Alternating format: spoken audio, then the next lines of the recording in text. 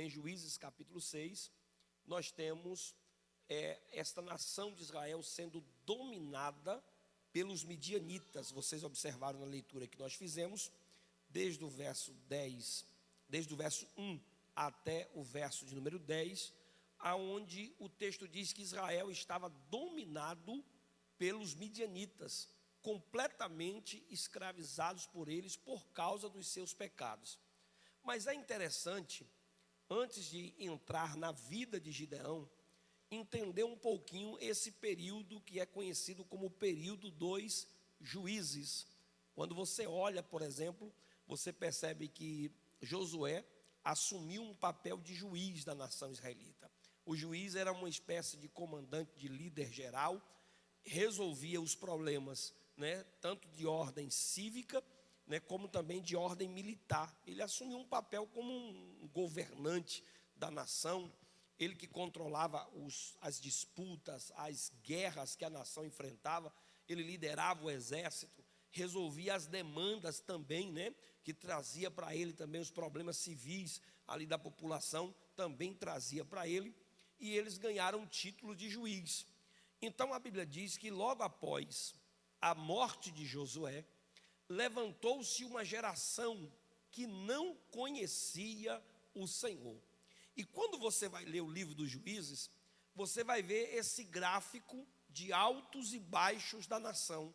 Você percebe, por exemplo, que um momento a nação estava bem, daqui a pouco, quando morria aquela liderança, a nação começava a definhar e caía na mão dos seus inimigos. Aí o texto diz assim: Deus levantou tal líder, aí de Gideão, levantou Sansão, levantou Eude, levantou Débora. Então Deus levantava aquele líder. Após a morte daquele líder, a nação ficava sem um comandante, sem um líder novamente, e a nação voltava, e o texto diz assim: e cada um fazia o que bem entendia, o que bem queria, e acabava novamente desobedecendo a Deus e caindo novamente no pecado. Então o que é que você aprende um pouco com essa história da nação israelita? A primeira delas é que Gideão, ou Josué, melhor dizendo, eu vejo como uma falha em não preparar um sucessor para assumir o controle da nação. Veja que com a morte de Moisés, Josué assumiu no lugar.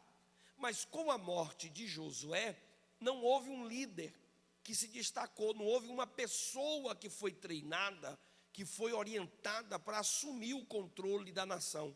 Então não havia essa transferência de responsabilidade. A nação não era passada para a próxima geração. Então, faltando eu diria assim, a construção de novas lideranças, a nação caía no fracasso.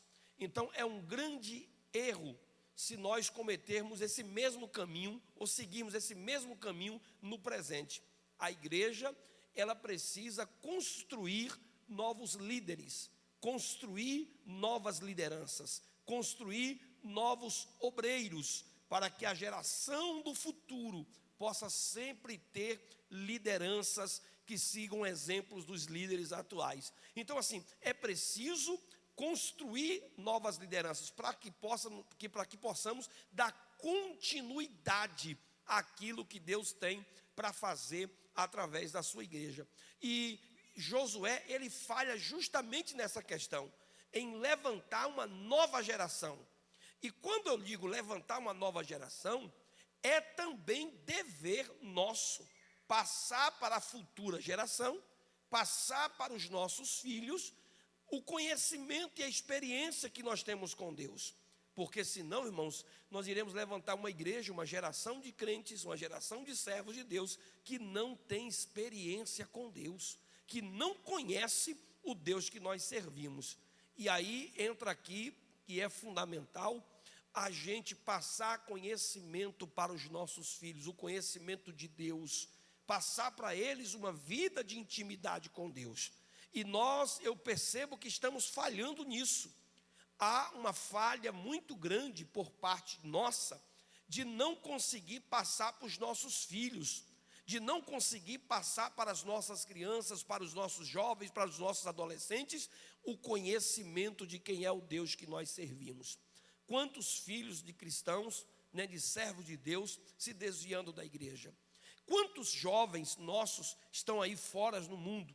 Quantas vezes eu ouço irmãos dizer, quando visitam ali o presídio, e ali encontra pessoas que já foram cristãos, já serviram a Deus, e hoje estão presos pelas drogas, presos pelo tráfico, presos pelos vícios, jovens, adolescentes pelo caminho da prostituição, crianças, ao invés de serem orientadas com fundamento na palavra de Deus, elas estão sendo orientadas por meio de desenhos, de filmes, de conteúdos que tiram completamente elas da presença do Senhor. E foi isso que levou essa nação ao estado que ela está aqui no capítulo 6. Esse estado de pecado, de escravidão. Porque uma geração se levantou que não conhecia ao nome do Senhor. Quantos estão ouvindo a palavra, diga glória a Deus. Se você puder manter sua Bíblia aberta em Juízes, aí Juízes capítulo de número 6, Juízes capítulo 6, é bom que você mantenha a sua Bíblia aberta. E aí você percebe que o texto 6 diz assim: porém os filhos de Israel faziam o que parecia mal aos olhos do Senhor, e o Senhor os deu na mão dos midianitas. Por 7 anos eles estavam entregues na mão, porque eles faziam o que eram mal. E por que eles faziam mal? Porque eles levantavam sem referência, sem experiência, sem conhecimento e sem intimidade com Deus. E aí nós temos hoje, por exemplo, as ideologias que estão sendo pregadas em escolas, sendo ministradas nas ruas, pregadas por meio das programações televisivas, por meio das redes sociais, várias ideologias tomando conta da mente da nossa juventude. Hoje, pessoas estão pregando, ensinando que menino não é mais menino, menina não é mais menina, e aí tem que cada um escolher o que quer ser depois, e nasce sem nenhuma definição. Tudo isso está sendo pregado e ensinado.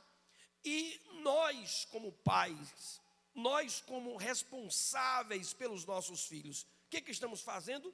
De braço cruzado, deixando os nossos filhos serem bombardeados com essas informações, com as informações que veio por meio de filmes, as informações que vêm por meio das programações, das séries, que vêm por meio das canções, que vêm por meio das aulas que recebem, e em contrapartida não frequentam uma escola bíblica dominical, eles não frequentam um culto, não compram uma revista, não lêem um livro cristão, não tem um culto doméstico. Como é que nós vamos refutar todas essas questões? Como nós vamos passar para os nossos filhos o verdadeiro conhecimento do Deus que nós servimos? Se muitas vezes nós, também como pais, não exercemos um cristianismo dentro das nossas casas. Às vezes exercemos só aquele culto cristão aqui na igreja. A gente entra aqui a gente é crente, aqui a gente louva o Senhor, aqui a gente levanta a mão e dá um glória a Deus, mas a partir da porta para fora, a gente já fica a semana toda sem orar, a semana toda sem ler a Bíblia, a semana toda sem congregar, e às vezes até encontrando problemas e defeitos no cristão, na comunidade, no próprio reino. Então, como nós vamos levantar uma nova geração que tem experiência e tem intimidade com Deus? Era assim que a nação de Israel estava se definhando. Toda vez que levantava uma nova liderança, um novo povo, uma nova geração, levantava, diz o texto, uma geração que não conhecia o Senhor, que não tinha temor, que não tinha o conhecimento de quem era o Deus que eles estavam servindo, que não tinha uma experiência verdadeira com o Deus que eles estavam servindo. E isso era uma dos problemas que a nação estava tendo, a falta de transferência, de referência, de conhecimento, de intimidade. Não conseguia levantar uma geração que conhecia e tinha o temor de Deus. Nós precisamos, irmãos, em nome do Senhor Jesus Cristo, nós precisamos ensinar os nossos filhos e para as futuras gerações o poder e a graça de Deus, a terem experiências com o Espírito Santo, a terem experiências com a palavra, a terem experiência e intimidade, dizendo e vivendo e vendo Deus curar, Deus batizar com o Espírito Santo, Deus libertar vidas, Deus transformar pessoas para a glória do nome do Senhor Jesus Cristo. Aleluia, glória a Deus. Então a Bíblia diz que Israel fez o que era mal, desobedeceu a Deus, caiu no caminho da idolatria, do pecado, da desobediência para com Deus, se envolvia com os ídolos, com as práticas mundanas, se envolvia com as mesmas práticas que a nação ou as nações vizinhas praticavam. E o texto diz que por causa disso, a nação entristeceu o nome do Senhor. Aí veja o que diz o verso de número 2, verso 1 e 2. Vai dizer que a nação, o inimigo prevalecia. O Senhor os entregou nas mãos dos midianitas, prevalecendo assim o poder dos midianitas contra a nação de Israel. Irmãos, veja que o pecado, o mal, a iniquidade, causa o domínio, ou faz com que o inimigo domine a vida daquele que está no pecado, a vida daquele que está no erro. Perceba que não é o inimigo, os midianitas, que ficaram fortes, é os israelitas que ficaram fracos. Quem está me entendendo? Não é os midianitas que ficaram fortes, é os israelitas que ficaram fracos. Não foi os midianitas que conquistou, mas foi Deus que os entregou, diz o texto. Deus os entregou na mão dos midianitas. Isso aqui é uma lição de Deus para nós. O texto está nos mostrando que quando nós praticamos o mal diante de Deus, quando nós praticamos o pecado, quando nós estamos na prática da iniquidade, então nós estamos nos entregando, nós estamos nos enfraquecendo, e aí a gente está abrindo brechas para que o inimigo possa dominar, para que o inimigo possa tomar conta da nossa vida, para que o inimigo tome conta das nossas casas. Então nesta noite, meu irmão, não é que o diabo ficou mais forte, que o diabo ficou, ele é diabo desde o início do mundo. Ele é inimigo, ele é ruim, ele é mau, ele é ardiloso. Ele está o tempo todo com a mesma força empregada contra a sua vida. Ah, que o inimigo ficou furioso e veio com mais fúria. Não, ele sempre foi furioso e ele sempre vai vir com fúria. Mas quando você está fraco, por causa do pecado, então gera o domínio dele. Mas quando você está forte, aí acontece o que está escrito lá em Tiago: resistir ao diabo e ele fugirá de vós. Aleluia! Então é preciso estar em resistência, é preciso estar debaixo da graça, do poder, da unção do Espírito Santo. É preciso estar em comunhão com Jesus, com o Senhor, para que o inimigo não possa dominar a nossa vida e nós possamos estar firmes, aleluia, e inabaláveis na presença do Senhor dos exércitos. Você pode dar um glória ao nome de Jesus? Aleluia, glória a Deus. Já viu falar sobre essa questão da imunidade, quando diz que o nosso corpo tem imunidade, não é assim? Quando a nossa imunidade está alta, né, a imunidade está boa, então você percebe que dificilmente você pega as enfermidades. Enfermidades, por exemplo, você está com a vitamina C em dia, né, bem forte, a gripe não vem com tanta força, porque você está com a imunidade alta. Aí quando você vai no médico, e às vezes o médico diz: sua imunidade está baixa. Então aquele mesmo vírus, aquela mesma doença, que numa circunstância diferente poderia não te atingir, pode lhe atingir. Tem pessoas que quando faz uso de determinados medicamentos ou tratamento, ele baixa a imunidade, ele fica mais vulnerável, ele fica mais frágil. Quem está me entendendo? Então é isso que o pecado faz. O pecado, ele baixa a nossa imunidade. O pecado, ele reduz a nossa guarda, ele reduz a nossa força, ele reduz a nossa proteção contra o vírus do pecado ou da iniquidade do mal. E nós precisamos fazer o quê? Manter a nossa imunidade alta. E como é que a gente faz isso? Cheio da graça de Deus, em comunhão com Deus, fazendo o que é certo perante o Senhor, guardando a sua palavra. Mas Israel estava causando, ou estava dentro do domínio do inimigo, porque estava na prática do pecado. E o inimigo estava prevalecendo, o inimigo estava dominando. E por que o inimigo estava dominando? Porque Israel estava na prática do que era mal. Mas o texto diz mais.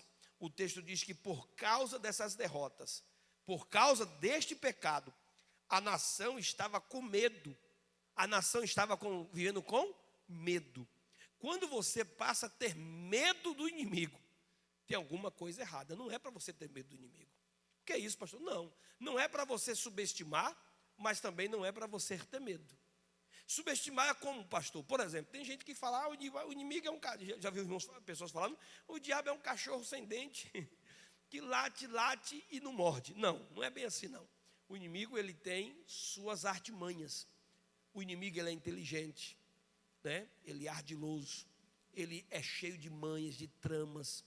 A Bíblia, né, chega a dizer, a expressão de que ele é com sapatinho de algodão. Não é uma expressão que a gente usa, ele usa sapatinho de algodão. Vem na suavidade que você nem percebe, quando vai perceber, é o inimigo que está agindo. Então, é preciso saber que ele é um ser inteligente, que tem poder e capacidade de atingir a vida daqueles que estão na fragilidade. Mas também não é para você viver com medo, morrendo de medo do inimigo. Olha a postura da nação de Israel. O texto diz que Israel, verso de número 2, Israel estava vivendo como, olha o que diz o verso, prevalecendo a mão dos midianitas sobre Israel. Foram os filhos de Israel por causa dos midianitas e fizeram as covas que estão nos montes e as cavernas. Que foram o que eles fizeram? Começaram a se esconder, a se colocar dentro de cavernas, dentro de buracos para tentar sobreviver. Não fizeram resistência ou não conseguiram resistir ao inimigo, porque estavam o quê? Vulneráveis no pecado. Estava passando a viver com medo do adversário. Quantas pessoas que estão vivendo com medo do inimigo, medo da ameaça? Tem gente que ora mais por medo do que por comunhão com Deus. Se alguém tiver um sonho com ele, dizer assim, olha irmão, eu sonhei, eu vi você, o inimigo, aquela, meu Deus, eu vou morrer o inimigo, tem que correr para a igreja. Ele tem hora mais por medo do inimigo, né? Diz, que viu o nome na boca do sapo, da lagartixa e do pote de mel, que eu tenho que orar. E não, meu irmão, você tem que orar porque você precisa ter comunhão com Deus. Por medo do adversário, você precisa ter comunhão, e quem está em Cristo é nova criatura. Quem está em Cristo resiste ao diabo e ele é que tem que fugir. Aleluia! Você precisa estar com sua vida guardada debaixo da sombra do onipotente. 1000 cai de um lado, 10.000 do outro, mas você não será atingido. Aleluia! Glória a Deus! Glória a Deus! Mas tem pessoas que estão vivendo o quê? Com medo, se escondendo dentro das cavernas, né? Vivendo, fugindo, assombrado, com pânico. Não, você precisa controlar os seus nervos aí, porque você pertence a um Deus poderoso. Se sua vida está em comunhão com Deus, não há pecado, não há erro, não há nada. Então viva de cabeça erguida. O adversário é que tem que correr, o diabo é que tem que fugir, aleluia. Ele é que tem que bater em retirada, porque a tua vida está guardada debaixo da mão do Todo-Poderoso. Durma em paz, levante em paz, ande em paz, porque quem te guarda não dorme. O guarda de Israel é o Senhor da igreja, é o Senhor da sua vida. Aleluia, glória ao nome de Jesus. Glória ao nome de Jesus. Mas às vezes as pessoas começam a viver com medo, né? O texto diz assim que Israel viveu com medo uma época por causa do pecado de Acã. O pecado faz isso, faz a gente temer o inimigo, faz você viver com medo do adversário, com medo do inimigo, temendo, cheio de medos. Não, você precisa viver com coragem, e essa coragem a gente tem quando a gente está em comunhão com o Espírito Santo, em comunhão com a sua palavra, em comunhão com a graça do Senhor. E eu te pergunto, você está sendo amedrontado? Você está vivendo com medo de alguma coisa? Tem alguma coisa aí que você está aguardando, que está te gerando medo, que está te gerando pavor, que está te gerando essa vida contrariada, porque você está escondendo alguma coisa, porque você está guardando alguma coisa? Porque se tiver, então confessa, abre mão desse erro e assume o que precisa assumir e vem para a graça de Deus, seja cheio da presença do Espírito Santo. Aleluia, glória a Deus. O inimigo, meu irmão, o pecado, ele causa roubo e destruição. Veja o que diz o verso 3 e 6. O texto vai dizer para nós que os midianitas vieram e saqueou, roubou, tirou o que era de Israel. Ele começou a tirar a plantação, tudo que era vivo, como diz o texto da hora que a gente leu, diz que tudo que tinha vida, eles matavam. Os midianitas, os amalequitas também, eles tinham essa característica de ser nômades. Aquele povo que não tinha uma terra própria, eles viviam habitando, né, em barracas, em cabanas, e passando tempos em tempos nas terras, invadindo e roubando as propriedades das pessoas. E eles chegavam em Israel e saqueava tudo, irmãos. Levava tudo. Levava a ovelha, o jumento, o gado, as plantações. E o que eles não podiam levar, eles matavam. Eles destruíam tudo. E o texto diz que Israel foi ficando extremamente debilitado. O diabo, ele não brinca de ser diabo. O inimigo não brinca de ser inimigo. O que acontece às vezes é que a gente acaba brincando de ser crente, brincando de ser servo de Deus, mas ele não brinca de ser adversário. Quando ele vem para destruir a sua vida. Quando ele vem para destruir a sua família. Se ele puder, e ele vai insistir cada vez mais para tentar conseguir isso, e se ele puder, ele vai depenar, ele vai tirar a sua paz, tirar a sua alegria, destruir sua família, destruir sua casa. Se você dá espaço, ele entra e destrói tudo. Mas eu estou pregando esta noite, não é com a intenção de dizer que ele vai conseguir, mas é para dizer a você que se você colocar a sua vida escondida no altar, se a sua vida ficar escondida na presença de Deus, aleluia, se você colocar para fora o pecado, a iniquidade, a transgressão, a maldade, a mentira, se você colocar para fora toda a inveja, toda a ganância, se você colocar para fora todo o pecado, então o inimigo não terá vez, ele não terá espaço, porque sua vida estará guardada debaixo da bênção e da presença do Senhor. Aleluia! Será que você pode adorar o nome de Jesus? Aleluia! E eu lhe pergunto, tem havido alguma coisa que está destruindo a sua vida? Tem alguma área da sua vida que está sendo destruída? Porque se estiver, está na hora de reparar os muros.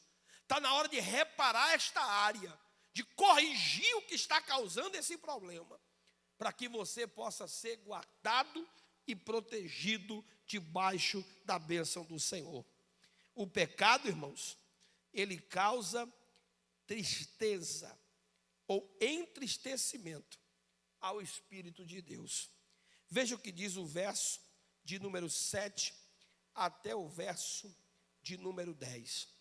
O texto diz assim: sucedeu, pois, que clamando os filhos de Israel ao Senhor por causa dos midianitas, o Senhor enviou um profeta aos filhos de Israel e lhe disse: assim diz o Senhor, Deus de Israel, do Egito eu vos fiz subir e vos tirei da casa da servidão, e vos livrei das mãos dos egípcios e da mão de todos os que vos oprimia, e expeli de diante de vós, e vos dei a esta terra.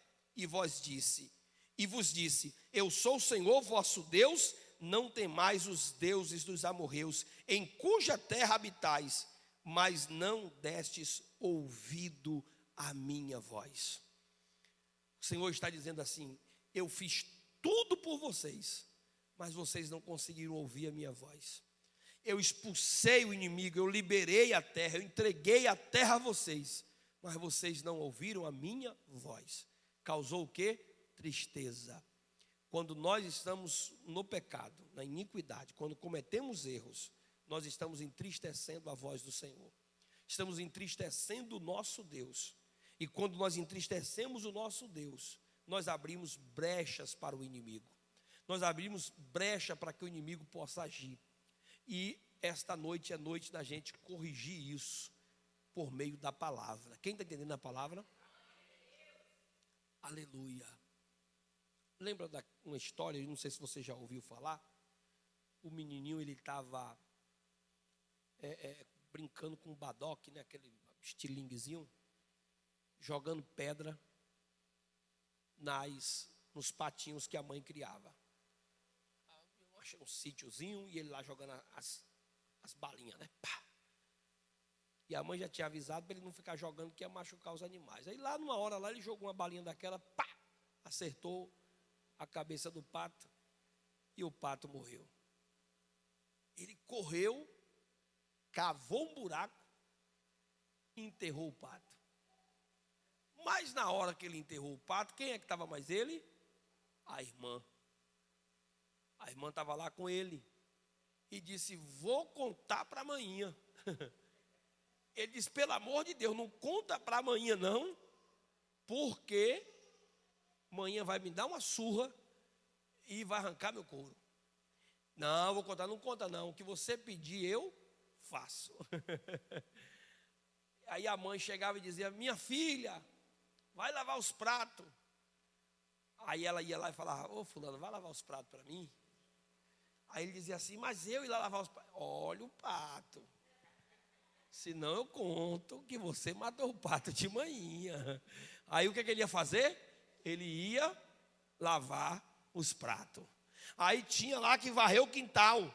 Aí a menina: vai lavar o quintal, limpar o quintal. E aí ela dizia para ele: ó, limpa o quintal para mim. Diz: mas olha o pato, eu vou contar a história do pato.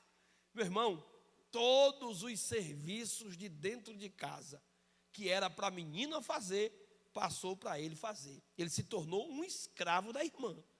E a irmãzinha não perdia tempo. Olha o pato.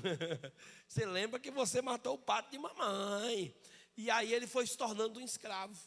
Mas teve um dia que ele botou na consciência e disse: rapaz, eu já não aguento mais. Minha irmã está me acabando, estou lavando banheiro, estou limpando casa, estou fazendo tudo que onde foi para comprar as coisas, eu tenho que ir por ela. Aí ele foi lá, criou coragem na hora que ela disse: olha o pato. Ele disse: não vou, acabou esse problema hoje. Mãe, eu preciso falar com a senhora. E aí chamou a mãe e contou toda a história que ele tinha feito de maldade. Que ele tinha escondido o patinho, tinha matado o patinho. Aí a mãe disse assim: meu filho, eu tinha visto tudo. Como é que é? Eu estava lá na sacada da janela. E de lá eu vi o dia que você escondeu. E eu estava querendo ver onde é que essa história ia dar. Eu queria ver até quando você ia aguentar ficar fazendo as coisas e não ia admitir para mim o seu erro.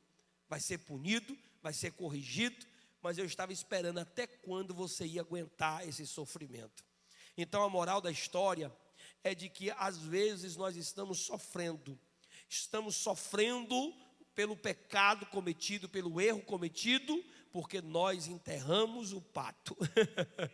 Porque não queremos assumir, né, o nosso pecado, a nossa iniquidade, a nossa transgressão, as nossas falhas. Então nós pagamos um preço, porque o diabo ele vem para roubar, para matar, para destruir, né, para escravizar, para chantagear. Mas nós precisamos fazer o quê? Abrir mão do nosso orgulho, do nosso pecado e dizer para o Senhor Jesus: Senhor, eu confesso as minhas falhas, eu confesso a minha iniquidade, eu me arrependo arrependo dos meus erros, eu me arrependo das minhas falhas, e eu quero viver em comunhão contigo, eu quero viver em comunhão com a tua presença. Aí o Senhor faz o quê? O Senhor restaura. A Bíblia diz que Israel, no momento de aflição, clamou ao Senhor. Verso 7 diz que eles clamaram a Deus, e Deus enviou o profeta, Deus enviou a mensagem, Deus abriu os céus para falar com eles. É a partir do verso 11 aqui que começa a chamada de Gideão, que Deus estava preparando alguém para começar aquele processo de libertação, a partir do clamor, a partir da busca, a partir da oração coletiva daquela nação, pedindo misericórdia. Irmãos, em tempos de crise como esse que nós temos vivido no nosso país, em tempos de crise que nós temos vivido nesta sociedade, o que a igreja precisa fazer é clamar ao nome do Senhor. Aleluia! É clamar ao nome do Senhor, porque Ele é o único que pode restaurar, enviar a palavra, enviar a mensagem, enviar, aleluia, a palavra de arrependimento, para que a igreja possa viver a graça e a comunhão de Deus. Aleluia! Será que dá para você adorar ao nome de Jesus? Será que dá para você exaltar ao nome deste Deus maravilhoso? Glória ao nome de Jesus. Glória a Deus. Glória a Deus, aleluia, eu sinto a presença do Espírito Santo aqui. É hora de clamarmos ao Senhor. O que foi que a nação fez? A nação clamou, a nação chorou diante de Deus, confessando as suas falhas e as suas fraquezas. É o que nós precisamos em cada dia como hoje, clamar pela igreja brasileira, clamar pela igreja do Senhor na terra, pelos pastores, pelas lideranças, para que Deus possa despertar o seu povo. E como foi que Deus repreendeu o seu povo? Por meio do profeta, por meio da sua palavra. Deus enviou a sua palavra. Eu não tenho dúvida que a igreja do Senhor está precisando se converter. Eu não tenho dúvida de que a igreja está precisando voltar às suas raízes. Eu não tenho dúvida de que a igreja está precisando voltar para a palavra, voltar para a presença de Deus. A igreja está abrindo concessões, a igreja está permitindo o pecado entrar, a igreja está permitindo o pecado tomar conta do seu ambiente. E o que é que a gente pode fazer? A gente pode clamar ao Senhor, a gente pode buscar a presença do Espírito Santo. A gente pode clamar ao nome de Jesus, dizendo: Senhor, tem misericórdia de nós. E o que é que o Senhor faz? O Senhor envia a palavra, o Senhor envia os profetas, o Senhor envia a mensagem mostrando aonde está o erro. Aí o Senhor levanta homens como Gideão, o Senhor levanta gente corajosa, o Senhor levanta gente capaz, o Senhor levanta gente para liderar, para que a presença de Deus possa tomar conta aleluia, da igreja. Aleluia, aleluia. Precisamos clamar para que Deus levante pessoas de coragem, gente comprometida, gente que não tem vínculo com o pecado, gente que ama a presença de Deus, gente que ama os princípios do reino, gente que adora, gente que serve ao Senhor, gente que ouve a palavra do Senhor. Aleluia. Então que nesta noite fica esta palavra de Deus para você. Fica esta palavra, que nós possamos ouvir, e quando nós ouvirmos a palavra, não vamos endurecer o nosso coração, né? Não vamos endurecer a nossa alma, o nosso espírito, mas vamos abrir o coração para ouvirmos a palavra e entendermos o que Deus tem preparado para nós, preparado para as nossas vidas, preparado para as nossas famílias. Quantos estão compreendendo a palavra do Senhor aqui? Aleluia. Se coloca de pé, deixa eu orar por você em nome de Jesus. Deixa eu orar pela sua vida. Oh, glória a Deus. Eu estou sentindo a presença de Deus aqui. Aleluia, glória a Deus. Dá para você fechar os seus olhos? Dá para você orar comigo nesta noite? Oh, glória a Deus. Se você puder, feche os seus olhos. Ore. Confesse. Diga: Senhor, eu preciso da sua graça, preciso da sua misericórdia. Chega de me esconder, chega de viver com medo. Chega de viver escondido. Chega de viver, Senhor, fugindo. Chega de viver, aleluia, uma vida errada, uma vida distante. Está na hora de viver na tua presença. Está na hora de sentir a sua graça e a sua comunhão. Oh, Espírito Santo, estamos em tua presença. Estamos em tua presença nesta noite. Ajuda a tua igreja, ajuda o teu povo. Levanta homens como Gideão. Levanta pessoas cheias do teu Espírito. Levanta cheia da tua palavra, cheia da tua graça, cheio da tua comunhão. Oh, Espírito Santo, que nesta noite nós possamos ser renovados, transformados, aleluia, pelo poder que há na tua palavra.